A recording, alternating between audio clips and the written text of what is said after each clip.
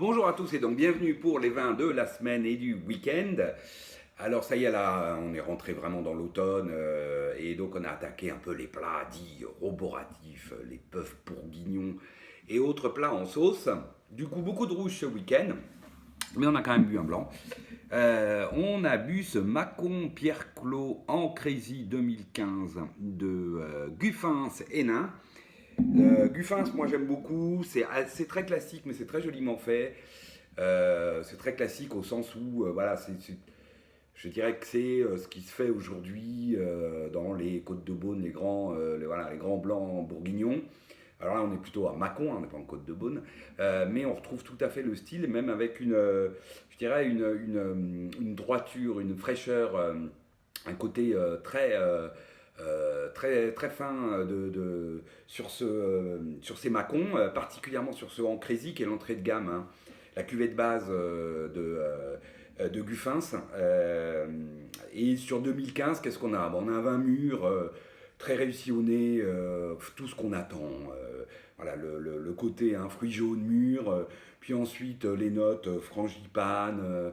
Alors, moi j'ai été plutôt agréablement surpris. La première que j'avais bu, donc juste après l'avoir reçue, ça devait être en 2017, euh, était un peu marqué vanille caramel. Là, en tout cas, je ne l'ai pas senti sur cette bouteille, ça s'est dissipé. On est clairement sur un petit côté grillé, fumé, tarte citron, meringuée, voilà.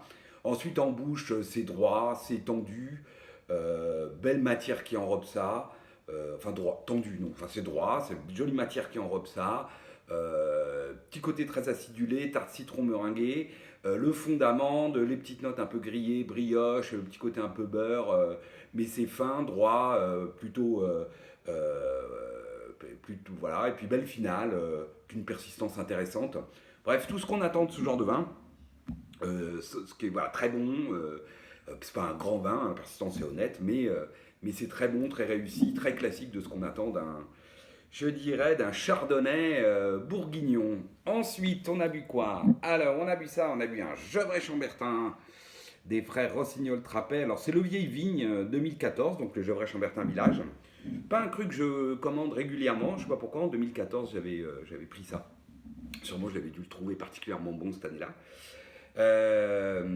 Et alors, qu'est-ce que ça donne? Ben, j'ai été assez surpris en fait au nez parce que donc on a un nez, on va dire assez typique framboise, groseille, puis ensuite on a des notes très florales. Hein, c'est plus floral qu'épice, hein, c'est plus côté rose séché, pot pourri, presque patchouli que on va dire réglisse, hein, qui est un peu l'arôme classique épicé sur les gevrets. Et puis un fond, on va dire, noyau, caroube, fumé, voilà. Celui-là, beaucoup plus classique, mais c'est très marqué du fruit, hein, pareil en bouche, on a une bouche. Alors, on a une bouche corpulente, voire charpentée, on a de la matière, d'ailleurs un peu brute encore. Ça, à mon avis, ça signe 2014. Là, je voulais voir aussi où étaient un peu les 2014, qui est un joli millésime, mais enfin, qui est un millésime de matière. Moi, j'avais toujours trouvé ça. Des grosses matières un peu saillantes, un peu brutes, voilà, un millésime de densité. On le retrouve ici. Alors les tanins sont jolis, mais ils sont encore un peu bruts. Voilà, ils demandent encore à être un peu polis, je dirais, par du temps en bouteille. Par contre, c'est frais, il y a une jolie fraîcheur. Aromatiquement, on retrouve toujours ce côté très floral, patchouli, pot pourri, rose séchée, etc. Très joli. Belle finale, puissante, hein, on est à Gevrey, on retrouve bien la puissance. Donc cette empreinte tannique qui demande encore à être un peu polissée. Et puis une très jolie persistance sur ces arômes, la patchouli, floraux, framboise, groseille, et puis ce fond léger, noyau et un peu fumé. Voilà. Mais c'est très marqué fruits-fleurs, c'est très joli vin. À mon avis, ça sera délicieux dans 3, allez, on va dire 3 ans, 3 5 ans. Ensuite, qu'est-ce qu'on a bu? Ah oui, on a ouvert ça. Alors ça, c'est un IGP, alors Côte Rhodanienne, je crois que ça s'appelle. Colline Rhodanienne, voilà. Alors ça s'appelle Les Lézardes, c'est un vin de Rostin, donc Rostin, hein, vous savez, en côte rôtie. Les Lézardes 2017, donc c'est un 100% Syrah. Donc en fait, je pense que c'est une Syrah qui vient des appellations qui ne sont pas, enfin des terroirs qui ne sont pas en appellation côte rôtie, du côté d'Ampuis, je pense. Et ma foi, bah, c'est une Syrah très, très jolie, elle est vraiment typée nord.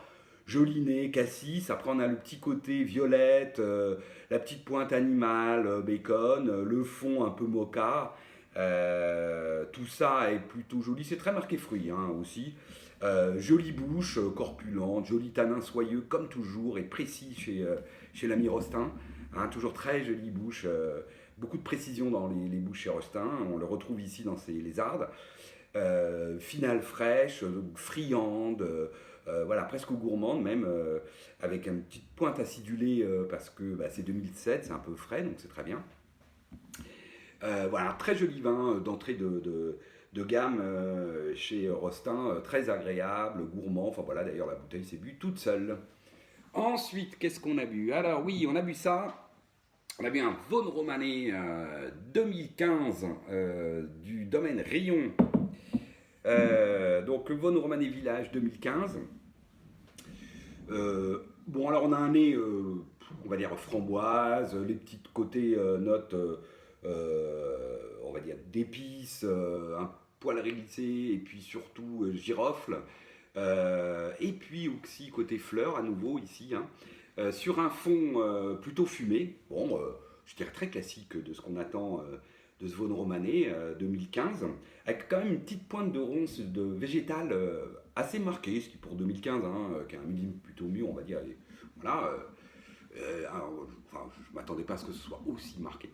Ensuite, on a une bouche corpulente, droite, tonique, hein, souvent comme dans ces 2015. On a des tanins qui sont ronds, mais qui manquent un peu de soyeux, voire même, moi j'étais un peu surpris. Je les ai presque trouvés un peu, allez, pas un peu verts, c'est pas exagéré, c'est mûr 2015, mais je dirais un peu agressif, voilà. Donc je me demande si c'est la jeunesse, donc ça nécessite encore un petit peu de temps de bouteille. Voilà, j'ai été un peu surpris. Après, c'est aromatiquement en bouche, c'est tout à fait ce qu'on attend, hein, framboise, groseille, le petit côté ronce sous bois. C'est marqué toujours pareil, mais qu'apporte de la fraîcheur. Le petit côté réglissé, voire girofle plutôt d'ailleurs. Et puis le fond fumé, jolie finale, fraîche, tonique, mais fraîche aussi, avec cette empreinte un peu agressive qui m'a surpris. Et persistance très intéressante voilà, sur ces arômes. Joli Vaune Romanée, peut-être, je m'attendais à mieux pour 2015 pour tout vous dire, et pas, en tout cas sur cette bouteille, pas le plus beau millésime de cette cuvée. Bon alors peut-être c'était la bouteille, peut-être faut l'attendre encore, on dira quelques années, à voir. Ensuite, pour finir, un dernier 2015, donc cette fois grand classique de la maison, un Marsanais au Champ Salomon, donc magnifique cru de Marsanais du domaine Barthes, et à nouveau 2015. Là, on est un cran au-dessus, hein, clairement, avec un nez plutôt cassis ici, puis ensuite on a les notes réglisse assez marquées. La petite pointe, on retrouve la petite pointe ronce de fraîcheur hein, du pinot, ronce sous bois. Voilà, un fond mocha. Alors, clairement, hein, encore un peu d'élevage qui se sent, mais alors très classe. Voilà, c'est gourmand, ce côté un peu mocha est très, très réussi, très bien intégré parce que pas dominant du tout. Ensuite, surtout, on a une très belle bouche, dense, pleine, joli tanin soyeux, c'est précis, il y a de la matière, c'est droit, c'est tonique, hein, il y a de l'énergie dans ce 2015. Jusque dans la finale qui est pleine, qui a presque une sensation de fraîcheur, avec de la profondeur. Hein. On commence à avoir aussi un petit peu de complexité qui arrive. Sur ce cassis mûr avec ce côté assez friand gourmand, les notes d'épices réglissées, la petite pointe de ronce, le fond délicieusement mocha là, qui se fait léger mais gourmand. Voilà. Bref, j'ai beaucoup aimé, voilà, très réussi ces Champs Salomon 2015. À mon avis, il mérite encore d'être attendu pour gagner justement en complexité. Aromatique, en finesse, en harmonie, voilà. Mais très belle bouteille et je dois dire qu'on s'est fait très plaisir avec ces Champs Salomon. Voilà, c'est tout pour le week-end. J'espère que vous avez passé vous une bonne semaine et je vous dis à la semaine prochaine. Salut!